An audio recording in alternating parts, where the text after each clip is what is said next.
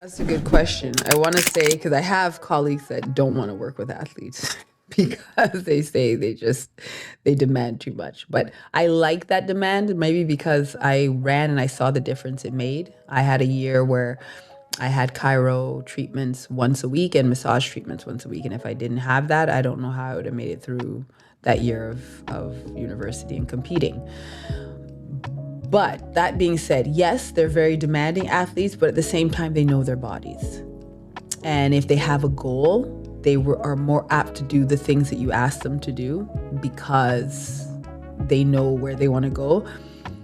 They know what they want their body to do. So it can be fun to work with them. Also, when you do something, because their body's so fine-tuned, you tend to see results quicker.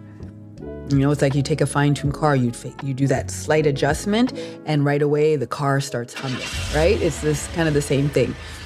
But when you get the everyday person, as we call them, you can get people who have a mentality of an athlete. They're coming in with a desire to be better.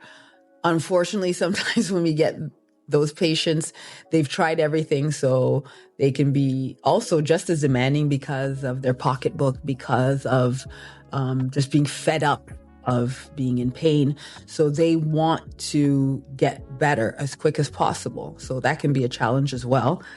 But I just like working with everybody. I just want to see people get better. But I have my preference. I'm not going to lie with athletes just because of that, just because I saw how it helped me. I see every day how it helps athletes, how they get better, even with the younger athletes. My goal is really to teach them to do things and prevent injuries and not wait until they get an injury, right? And also to understand their body so that when they get that injury, deal with it right away.